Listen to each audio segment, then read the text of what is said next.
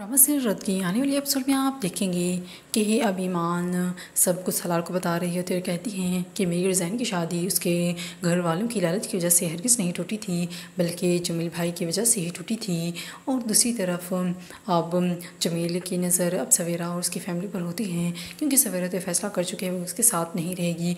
अब जमील कुछ गलत करने का सोच रहा है, तो उसकी माँ अब जमील को यही समझा रही होती हैं कि हमारा मामला कोर्ट कचहरी तक पहुँच चुका है, तो मज़ीद कोई हंगामा करने की तुम्हें हरगिज़ ज़रूरत नहीं है। जमील तो कुछ करने की सोच रहा होता है, इसलिए उसकी माँ वालिदा उसे पहले ही मना कर देती हैं और वो भी सख्ती से। और दूसरी तरफ जैन भी अब सालार के घर आता है रिश्ते के लिए, तो यहाँ पर यही बात होती है कि फ़रहा और फ़रहान की शादी उसी वक्त होगी जब सालार की बहन की और जैन की शादी होगी।